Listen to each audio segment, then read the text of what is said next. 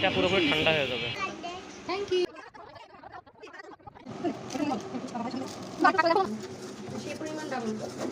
আসসালামু আলাইকুম এভরিওয়ান, কি অবস্থা, সবাই কেমন আছেন?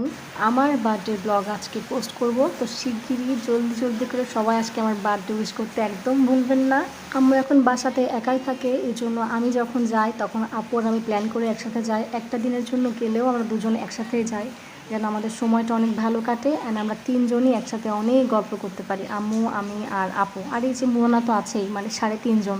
ঝটপটে সুজির পিঠাটা আম্মু বানায় প্রায় প্রায়, এটা খেতে একদম মিষ্টির মতন মনে হয়। আর ওই দিন তো মোহনা অনেক হেল্প করছিল, ওকে যদি বলা হয় একটু হেল্প করো অনেক। কি আমার হ্যাপি বার্থডে, এই জন্য মোহনা আমার জন্য পিঠা বানাচ্ছে। তুমি ছাড়ো, নামো নামো। Thank you. মোহন আজকে আমার জন্য